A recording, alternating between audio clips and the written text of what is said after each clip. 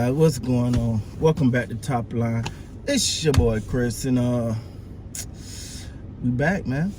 All right, man. So first of all, how you guys Thursday going? It's Thirsty Thursday. Come on, have a drink with me.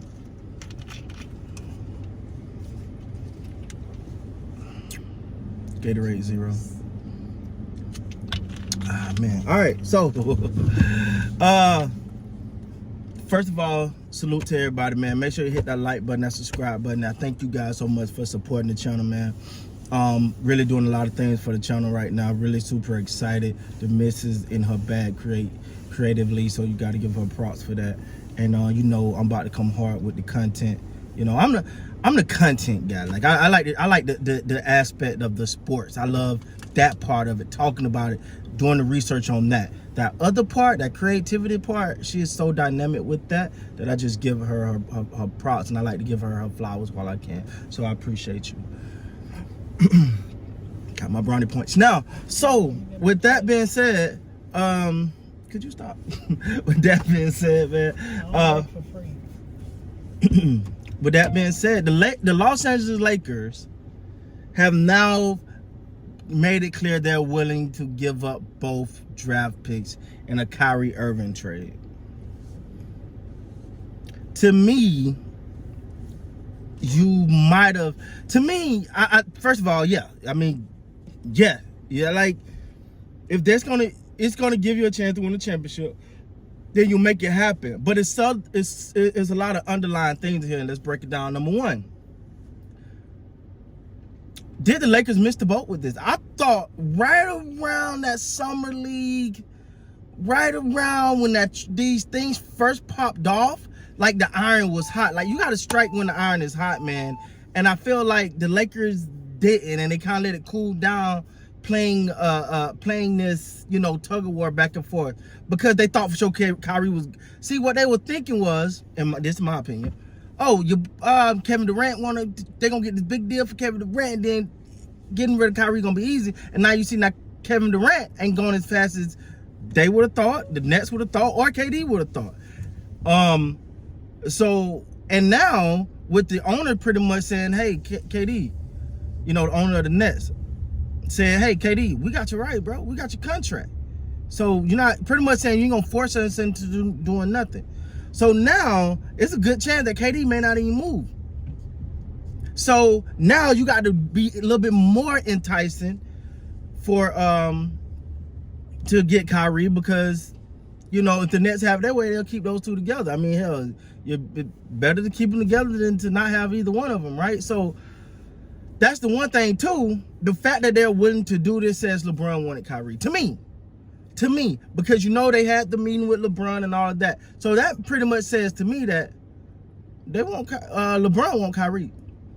If they're willing to do all this and they're on the same page moving forward, LeBron James want Kyrie Irving. Kyrie Irving obviously wants LeBron James and the Los Angeles Lakers, and, you know, the whole backstory. Love or hate, Kyrie was a big. He was an avid Kobe Bryant fan, so to play in the same uniform with. Say it the first, guys. To play in the same uniform with Kobe and all that, we get it, right? So that would mean a lot to him. But for them to now want to jump into this and go all in, to me, what you notice about this a lot of times, with a lot of these negotiations, well, actually it's kind of scary to me, with Rob Pelinka. Rob Pelinka is an agent. He was Kobe Bryant agent, as we know. He represented other players. So when you're an agent, you're willing to, you know, bargain a lot more, go for the maximum, not be willing to move. I think when it comes to being the general manager of the Lakers, you know, and you're trying to get a deal done, you might need to strike while the iron is hot. You know, even though I look at Rob Pelinka as an agent in an advantageous situation, meaning that I do think that he's going to be. I do think he got some, you know, a little bit more knowledge in negotiation than a lot of GMs, especially early GMs, you know. But the thing is, when you look at certain things of this deal or this thing, it's still, if the Nets would even move on that, because the Nets still looking at KD like, man, we ain't got to move you. So, do this entice the Nets in him even more to make this happen? You know, because they could look at it like, yo, when we wanted that deal, y'all didn't want to take it. Now, getting closer, time is winding down, things ain't going the way we want. Now you want this, now you want us to take this deal, or now you want to give us what we're asking for.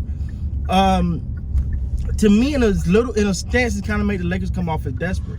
If you were hard stance on that, if you was hard on not giving out not giving it up, and now all of a sudden you're willing to give it up, you kind of look a little desperate now. I think when the iron was hot, and it was a great chance that they wanted to get rid of Kyrie and all of that, you give your best thing. You say, can we make it happen?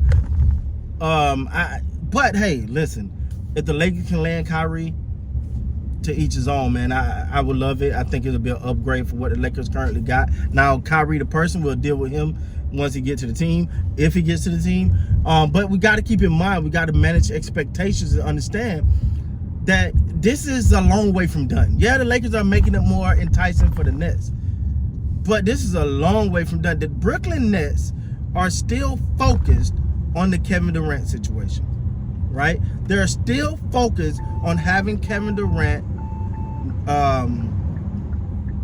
either committed to the team or gone.